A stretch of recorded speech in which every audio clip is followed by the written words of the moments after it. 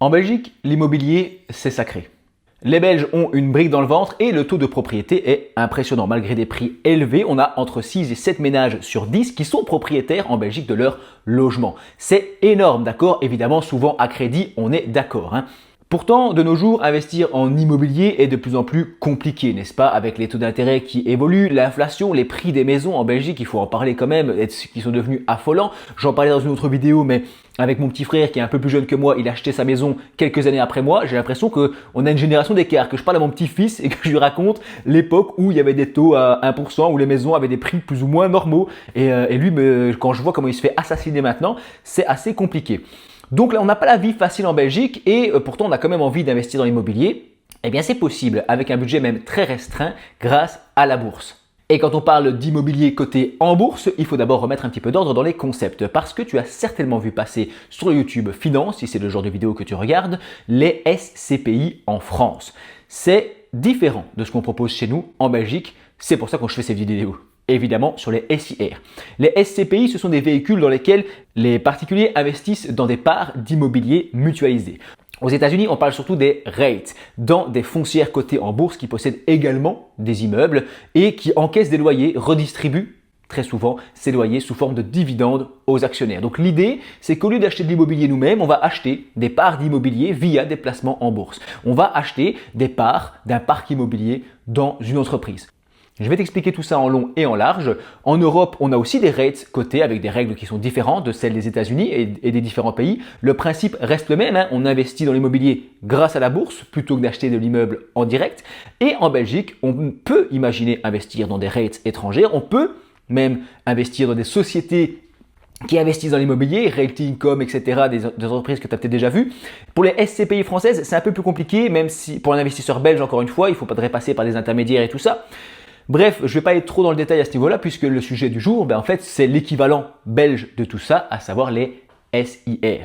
Sociétés immobilières réglementées. Avant 2014, ça s'appelait les SICAFI. Peut-être que tu as déjà vu ça, mais la loi a été entièrement revue, modernisée, donnant naissance au régime actuel de SIR belge. Le fonctionnement est très proche des REITs, etc. américaines. Un cadre fiscal et réglementaire très strict, une obligation de redistribution des loyers sous forme de dividendes aux actionnaires très élevé et un accès direct à l'immobilier européen via Euronext ici Bruxelles. C'est donc un outil qui permet aux investisseurs belges ici de s'exposer à l'immobilier sans passer par la gestion locative, sans devoir gérer les locataires capricieux, les pannes, les provisions, les emprunts bancaires, etc., etc. et surtout avec des montants beaucoup plus petits. Mais avant de s'intéresser à ça, il faut bien comprendre comment tout fonctionne. Et dans cette vidéo qui m'a été énormément demandée par la communauté Goteco des investisseurs belges, je dois toujours faire un petit disclaimer.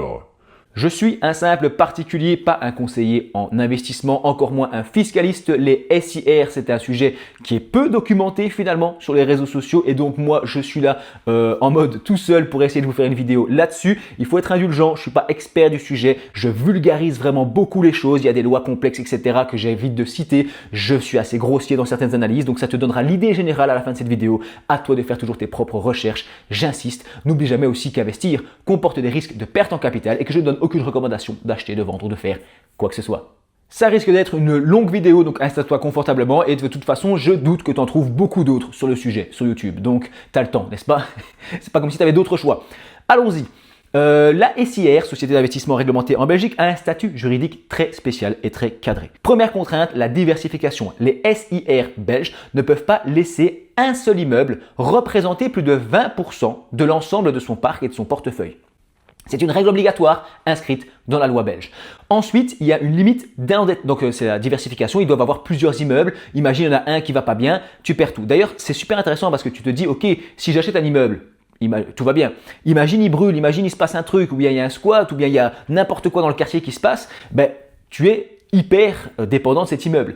Tandis qu'ici, dans une SIR, on a une diversification, ils ont plusieurs immeubles et donc s'il se passe quelque chose quelque part, normalement c'est censé se compenser. Deuxième règle, il y a une limite d'endettement. Les SIR belges ne peuvent pas dépasser 65% de dette par rapport à leurs actifs totaux, par rapport à ce qu'ils possèdent. Ça les empêche de faire un levier démesuré, donc le levier bancaire qui permet d'investir pour qui permet de lever de la dette surtout pour investir davantage et construire davantage, etc. Ça permet aux promoteurs immobiliers d'avancer, on est bien d'accord, mais il faut quand même limiter ici les risques pour les actionnaires. Donc tu comprends qu'il y a une société qui est cotée, il y a des actionnaires derrière, donc ils ont un cadre et ils ne doivent pas le dépasser. La règle la plus connue en SIR, c'est sûrement celle dont je t'ai parlé tout à l'heure, c'est que la SIR doit verser au moins 80% de son bénéfice sous forme de dividendes chaque année. C'est énorme. Attention, il s'agit des bénéfices opérationnels. Ça veut dire pas les plus-values sur les ventes et les gains en capital peuvent être exclus de cette obligation de redistribution si la société réinvestit directement une partie de l'argent dans de nouveaux projets dans un délai de 4 ans. Donc attention, c'est pas aussi carré, aussi simple que ça. Enfin si c'est carré, mais c'est pas aussi simple que tu vas recevoir à chaque fois la même chose. Mais le mécanisme crée un secteur où les dividendes sont structurellement élevés et relativement régulier, parce qu'évidemment que s'ils ont un dividende qui n'est pas régulier, ça si tu es investisseur, tu le sais, une entreprise à dividende, on veut que le dividende il soit versé de manière régulière et qu'il augmente idéalement de manière régulière d'année en année. C'est vraiment la base. Si le dividende il augmente ne serait-ce qu'un peu au fur et à mesure avec une belle courbe comme ça, et que le dividende il est versé chaque année sans interruption et qu'il n'y a pas tout d'un coup des trous bizarres, etc., ça rassure beaucoup les investisseurs. Donc ils essayent de faire ça, mais ils ont aussi quelques flexibilités pour faire évoluer le parc et la SIR. On va ensuite parler de plein des SIR et tout ça, mais ça arrive plus tard. Passons à mon deuxième chapitre. Maintenant qu'on a compris l'idée générale, comment c'est taxé cette histoire de SIR en Belgique? Attention, je ne suis pas expert, mais je vais te dire un peu ce que j'ai trouvé. Pour un investisseur belge, la fiscalité, c'est la clé. On est fort taxé, mais il y a quelques petites choses intéressantes. Les dividendes des SIR belges sont des dividendes classiques soumis au précompte mobilier de 30%. Donc on paye 30% comme sur n'importe quel dividende. Une exception existe. Les SIR, dont au moins 80% du portefeuille est investi dans l'immobilier de soins, bénéficient d'un précompte réduit à 15%. Ça a l'air pas mal. Autre fiscalité importante, c'est que la SIR belge, il n'y a pas de débat. Elle est en Belgique et tu payes tes 30%. Une SCPI ou une autre société, une REIT, etc., c'est dans un autre pays. Et les loyers sont perçus dans un autre pays. Donc, ce pays-là, généralement, même s'il existe pas mal de conventions fiscales pour éviter les doubles impositions en Belgique, qu'il faut activer et qu'il faut creuser un petit peu, souvent, on peut avoir une retenue à la source dans un pays, plus un précompte en Belgique, et au final, avoir une taxation un peu moins avantageuse. Ici, c'est simple. Petite ellipse, pendant que je fais le montage, il y a exactement 3 éléments fiscaux qu'on doit un petit peu mettre au point concernant les SIR. Moi-même, j'essaie d'évoluer, d'apprendre, d'avancer dans le domaine, d'accord? Et il y a plusieurs trucs ici que j'ai découvert entre le tournage et le moment où je suis occupé de faire ici le montage. Je dois te parler de ça. On parle d'abord de la TOB, super important à savoir, de l'éligibilité à l'exonération annuelle des dividendes. Je vais rappeler comment ça fonctionne. Dans le désordre, je commence par cette histoire de taux réduit à 15%. En 2025, et d'après mes recherches personnelles, on a 2 sociétés qui sont éligibles à ce statut. Aedifica, sur laquelle j'ai déjà fait une vidéo, et Care Property, sur laquelle je pense faire une vidéo plus tard. Donc là, on est sur les entreprises qui investissent dans l'immobilier de soins. On va aller voir tout de suite sur leur site ce qu'il en est. Aedifica pour commencer. Sur le site, tu peux voir donc qu'ils sont beaucoup sur les maisons de repos, tout ça, les soins et l'immobilier de soins. Au niveau des dividendes, ils reversent 80%, tout ça, on le sait. J'ai ici le rapport annuel de l'année. Donc, il y a plein d'infos que tu peux retrouver sur le site des entreprises. On ne pense pas forcément toujours aller les voir, mais c'est important. Hein. En plus d'une vidéo YouTube, une fois que tu as eu un peu débroussaillé le terrain, que tu as les idées principales, il faut aller voir ça. Hein. Donc ici, on nous dit qu'en 2025, on est sur un taux de 30% sur les dividendes, puisqu'ils seraient payés ici en mai 2026. Donc, l'entreprise, d'accord, a un taux de 15% pour 2024 et ici, les revenus perçus en 2025. Mais selon eux, ils passeraient à 30% à partir du 1er janvier 2026. Passons maintenant sur Care Property. Là aussi, on a les communiqués de presse, on a différentes informations, le cours qui est ici à 10 €, d'accord. On a le taux d'occupation qui est apparemment à 100%, donc c'est plutôt impressionnant. Et est-ce qu'il ne nous parle pas des dividendes ici? Comment est-ce que je deviens actionnaire? Taux fiscal avantageux. Ok, les dividendes de Care Property Invest sont soumis au précompte mobilier de 15% au lieu du taux uniforme de 30%. Donc sur leur site, apparemment, ils nous disent qu'ils sont à du 15%. Je t'avais expliqué ça il y a 2 minutes. Parfait, ça c'était pour l'histoire des 15%. Maintenant, deuxième point, l'exonération annuelle des dividendes et du précompte mobilier. Qu'est-ce que c'est que cette histoire? Donc en gros, en Belgique, tu touches des dividendes, ils sont taxés à 30%, sauf qu'il y a un petit cadeau qui est que sur jusque 833 € bruts pour les revenus de 2024, c'était donc une récupération de 30% du précompte. Donc tu ne payes pas d'impôt sur les dividendes. Tu récupères donc 249,90 €, presque 250 € récupérés. Donc ces dividendes ne sont pas taxés, c'est plutôt cool. Attention que tu devras mettre ça dans les codes 1437 ou 2437 de ta déclaration fiscale. Donc ça, c'est généralement pas le courtier qui s'en occupe, c'est à toi d'aller le faire, quelle que soit ta plateforme, dans ta déclaration. C'est pas très compliqué, j'avais déjà montré ça en vidéo. Attention, il y a des dividendes qui sont exclus de cette exonération annuelle, à savoir ceux qui proviennent de constructions juridiques, taxes Caïman, ceux qui proviennent d'OPC, organismes de placement collectif ou des fonds. Donc un OPC me donnait un doute pour les SIR, tu vois, puisque si tu te dis que c'est une sorte de fonds ou d'organisme de placement, et apparemment non, une SIR est considérée ici comme une société et non pas comme un organisme de placement, et donc est éligible à l'exonération des dividendes. Les fonds, par exemple les ETF qui distribuent des dividendes, eux ne sont pas éligibles, donc ces dividendes-là ne peuvent pas être récupérés dans cette exonération, c'est que pour les dividendes de société. Donc tout ce qui est construction juridique, c'est exclu. Les organismes de placement collectif, les fonds, c'est exclu. Les dividendes qui proviennent d'opérations spéciales, fusion, réduction de capital, rachat, etc., ça ne marche pas non plus. Et en effet, les intérêts requalifiés en tant que dividendes, ça non plus, ça ne marche pas. Donc c'est vraiment les dividendes de société. Donc jusque-là, tout va plus ou moins bien, jusqu'à ce que je creuse sur la troisième spécificité fiscale dont je dois te parler dans cette petite ellipse, la TOB et le taux de TOB sur les SIR. Comme c'est une action, tu dois le savoir, tu as peut-être déjà vu ce schéma où j'explique que généralement, en gros, les obligations, tout ça sont à 0,12%, que les actions sont à 0,35% et que les ETF et les fonds enregistrés en Belgique sont à 1,32% de TOB. Et il y a des exceptions, c'est beaucoup plus compliqué que ça, mais c'est l'idée générale. Donc les actions en général sont à 0,35. Donc je m'attendais à trouver mes SIR taxés à 0,35 de TOB. Quelle ne fut pas ma surprise, mais bonne surprise du coup, de découvrir que le taux affiché sur une simulation sur un courtier belge, c'est 0,12%. Je me dis, mais tiens, ça c'est bizarre. Donc je contacte le service client, je leur dis, écoutez, je vois que j'ai 0,12% sur mes SIR, et alors que c'est censé être une action, je ne suis pas expert du sujet, mais est-ce que ce ne serait pas 0,35? On me répond non, c'est bien 0,12. Je cite, les actions de sociétés immobilières réglementées inscrites sur la liste SIR publique de la FSMA sont donc à 0,12. Ce qui veut dire, on ne va pas s'en plaindre, 0,12, mais ce qui veut dire que les SIR belges sont considérés par la loi fiscale dans le cadre de la TOB comme des fonds en fait, et des sortes d'OPC immobiliers qui distribuent des revenus et qui sont donc taxés à 0,12. Par contre, dans l'autre fiscalité, au niveau de l'exonération annuelle des dividendes, elles sont considérées comme des sociétés et donc le dividende est éligible à l'exonération. Donc c'est deux trucs un peu différents, ça paraît un peu spécial, mais c'est la conclusion à laquelle je suis arrivé. Attention néanmoins à quelques petites choses. Premièrement, les SIR sur la liste publique de la FSMA sont à 0,12. Ça veut dire que cette liste, elle peut évoluer, il faut aller vérifier. Une SIR peut perdre son statut de SIR ou simplement les lois qui changent. Donc, elle pourrait être modifiée au niveau du taux de TOB. Il faut toujours faire attention, faire ses propres recherches. J'insiste beaucoup, tout ce qui est fiscalité, ça évolue avec le temps. Donc, il y a des grandes règles générales et idéalement, il faut une certaine stabilité fiscale, sinon on ne s'y retrouve plus. Mais voilà, actuellement, c'est ce que j'ai trouvé. Mais je vais conclure cette ellipse en disant qu'il faut toujours faire tes propres recherches et que j'espère ici que tu as quand même une idée générale et que je suis plus ou moins clair dans mes explications.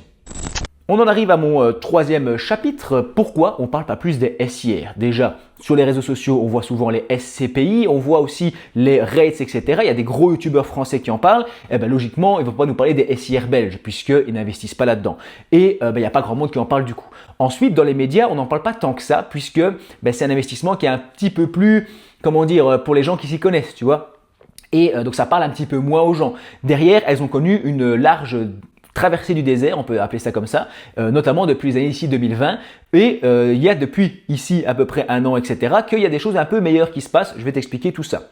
Donc l'immobilier coté et les taux d'intérêt évoluent souvent en sens opposé. Quand les taux d'intérêt augmentent, la valeur des actifs immobiliers baisse. Ça paraît logique.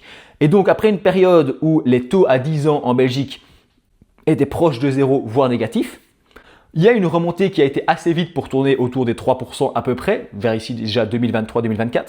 Et cet ajustement assez brutal des taux d'intérêt a fait que la valorisation des portefeuilles basés sur les SIR a fortement baissé.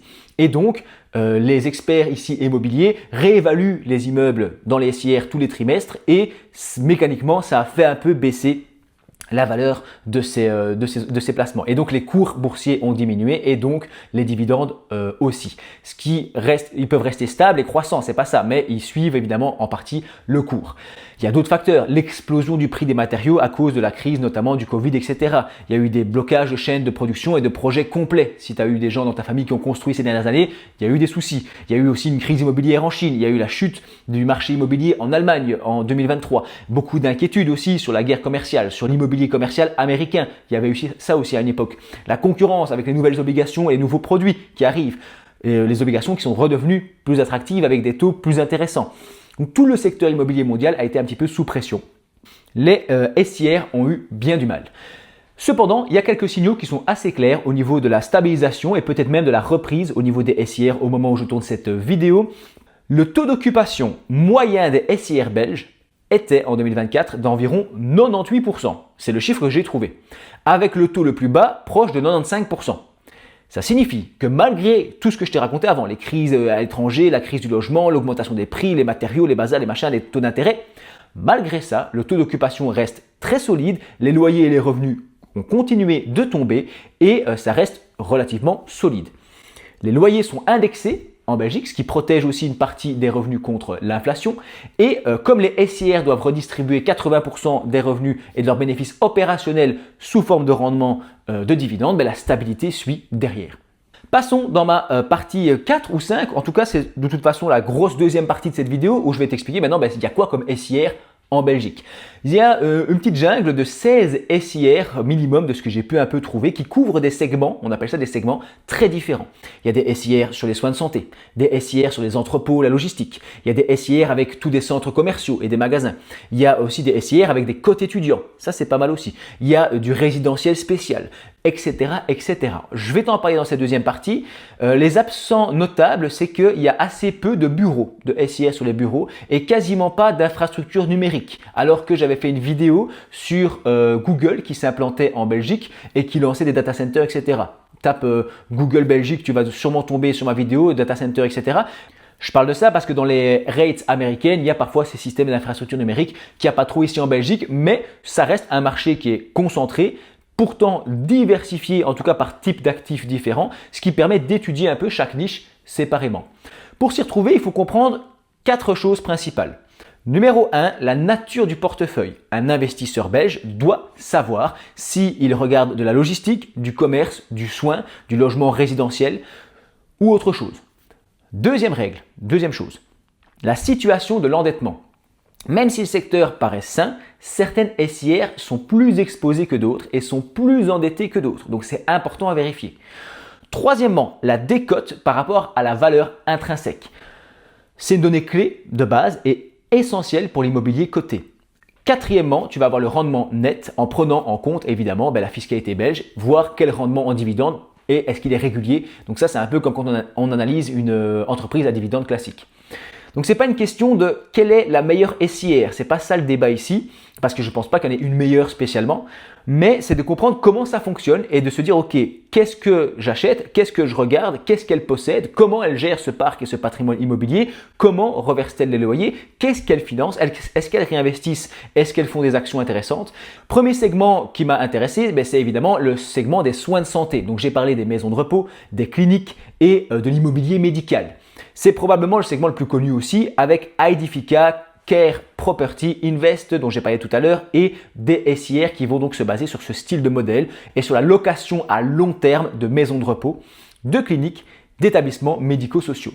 Le moteur, c'est la démographie. J'avais fait une vidéo sur les ETF vieillissement qui est assez liée à ça si tu veux aller jeter un petit coup d'œil. Le vieillissement de la population européenne crée une demande structurelle en termes de lits et en termes d'infrastructures médicalisées. Ce segment a donc été très longtemps considéré comme ultra défensif en se disant il y a des taux d'occupation proches de 100% puisqu'on manque de lits et on manque toujours et donc c'est toujours occupé presque à 100%, donc c'est assez prévisible et les rendements sont généralement assez stables. Deuxième segment, logistique, entrepôt, distribution, croissance du e-commerce, tout ça, ça peut avoir du sens. Et donc, on a besoin d'entrepôts pour stocker ça. Quand tu commandes un produit, Amazon par exemple a des entrepôts avec les produits phares et les plus vendus régulièrement disponibles et pas trop loin généralement de chez toi. Et donc, c'est de là que ça part, tu vois, ça vient pas des États-Unis directement ou d'un autre pays. Et donc, il y a des SIR comme WDP et Montea qui sont championnes dans ce système d'entrepôt de distribution. Leur portefeuille est principalement composé de plateformes logistiques, de centres de distribution et de ce genre d'immobilier. C'est censé augmenter avec cette histoire d'e-commerce, etc. Tu l'as compris, et la grande tendance des colis et ce genre de choses. Le commerce en ligne nécessite énormément de surface de stockage pour mettre tout ça. Avec ces tendances, les taux d'occupation de ces SIR sont souvent proches, ici encore une fois, des 100%, avec des durées de bail des baux, avec des durées de baux qui sont très longues, puisque évidemment, quand une entreprise prend ce genre d'entrepôt pour y stocker ses produits, ses marchandises, c'est sur le très long terme. Les locataires sont souvent solides, c'est pas des particuliers, c'est des entreprises. Le revers de la médaille, par contre, c'est que c'est un secteur qui est parfois un peu victime de son succès. Le prix d'acquisition de ce genre d'entrepôt et de centres logistiques, etc. et des terrains a pas mal monté, tu vois, puisque c'est un secteur en vogue. Donc avant, ça s'achetait pour pas grand-chose. Aujourd'hui, les gens, ils ont bien compris et les vendeurs augmentent les prix. Donc le rendement initial qui était assez fort a un peu baissé ici. Il y a des hausses qui sont un peu moindres. Les taux d'intérêt, tout ça, c'est important, c'est à suivre. Mais malgré tout ça, la logistique, ça reste quand même, en tout cas en Belgique, un segment assez dynamique. On a un réseau ferroviaire et un réseau de transport en Belgique qui est très développé. Et donc, ces entrepôts et ces systèmes font un peu tampon entre différents business. Ça peut être pas mal en termes de marché belge et européen. Troisième segment, on parle des centres commerciaux et de l'immobilier retail. World Have Belgium est un acteur emblématique du segment. Ces actifs, ce sont surtout des centres commerciaux, je l'ai dit, en Belgique et au Luxembourg. Ça a été longtemps boudé par les investisseurs à cause de la concurrence du commerce en ligne. On se dit, ouais, les centres commerciaux, tout ça, ça va disparaître. Et le segment commercial a donc connu une forte diminution. Les bons chiffres de fréquentation post-Covid ont un petit peu démenti ce genre de théorie et ont redonné un petit peu du poil de la bête à ce type d'investissement puisque la situation s'est un peu stabilisée. Il y a eu une meilleure visite, une meilleure gestion des coûts aussi et ça a permis un retour à un rendement plutôt attractif. Donc encore une fois, il faut s'intéresser à chaque segment. Moi, je t'en parle pendant 2 minutes, mais on pourrait parler de chaque segment pendant 4 heures. Ça reste un pilier en tout cas. Dans l'immobilier et dans les SIR belges, les rendements sont généralement supérieurs, de ce que j'ai pu voir, au résidentiel ou aux soins. Donc, il faut préciser que c'est aussi parce qu'il y a un risque plus élevé. Souvent dans l'investissement, ce n'est pas une règle absolue, mais ici, il y a un risque plus élevé qui peut donner un potentiel de rendement plus élevé, mais par contre, des décotes plus fortes et une volatilité plus élevée. C'est moins défensif que d'investir dans des maisons de repos, on est d'accord. Passons au prochain segment, les cotes étudiants. Xior est ici la référence dans le domaine. Et cette SIR est basée sur les logements étudiants, principalement en Belgique, mais ils ont aussi du Pays-Bas, Espagne et Portugal. Donc ils sont un peu plus diversifiés, mais ils sont surtout sur la Belgique. C'est un marché de niche, les cotes étudiants, mais c'est vachement important, avec beaucoup de jeunes qui font des études et tout ça. J'entends souvent mon petit frère qui me raconte qu'il y en a qui galèrent à trouver un logement, mais le moteur de croissance est simple. Les grandes villes universitaires en Belgique sont en souffrance chronique de logement. Et donc, le taux d'occupation est extrêmement élevé, en tout cas pour le moment, et c'est souvent au maximum. Et donc, la demande de logements étudiants de Côte croît assez rapidement et souvent plus vite que l'offre. Donc, les revenus sont relativement prévisibles, la dynamique démographique soutient actuellement le secteur, à voir à long terme comment ça se passerait. Le risque, c'est pas vraiment le manque d'étudiants, mais c'est plutôt les réglementations locales concernant les loyers et les permis de construction pour ce type de logement. Est-ce que ça va continuer d'évoluer ou est-ce que ce sera compliqué? Les rendements nets sont relativement corrects et de nouveaux projets continuent pour l'instant à voir le jour. Prochain segment, on doit parler évidemment logements sociaux et logements résidentiels. Les SIR résidentiels sont assez nichés du coup et sont assez particulières puisque le segment attire quand même moins l'attention générale et l'attention médiatique. Pourtant, il y a une stabilité qui semble être intéressante. Les revenus sont souvent garantis par des entités publiques, d'accord, et l'État s'en mêle, ou semi-publiques, ce qui réduit le risque locatif finalement. Les rendements sont plutôt assez faibles par rapport à d'autres SIR, mais il y a une visibilité qui semble assez excellente. La contrainte, c'est la régulation en fait. Le résidentiel classique souffre des encadrements et des loyers. Dans de nombreux pays européens, ça limite un peu la rentabilité, mais c'est une des raisons qui fait que ce type de SIR est un peu moins populaire que les autres grandes SIR belges. Mais ça vaut encore une fois le coup de s'y intéresser et de creuser un petit peu.